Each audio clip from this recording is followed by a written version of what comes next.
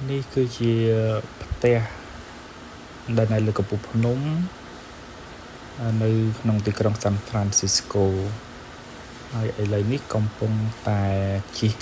នៅក្នុងឡានមើលទេសភាព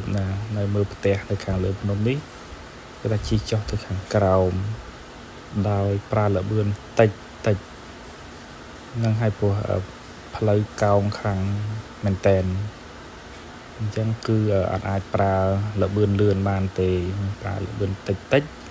ហើយនិយាយពីផ្ទះនៅខាងលើភ្នំនេះវិញគឺនិយាយទៅជាប់គ្នា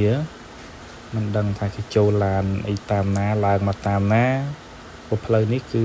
មានតែមួយទិសទេបាទគឺ one way ហើយ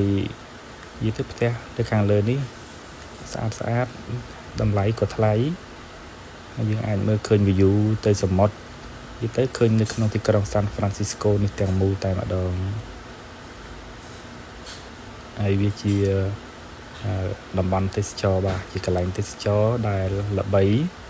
ហើយភាគច្រើនភ្ញៀវដែលមកខាងសាន់ហ្វ្រាន់នេះគឺគេមកលេងមកមើលនៅខាងនេះហើយ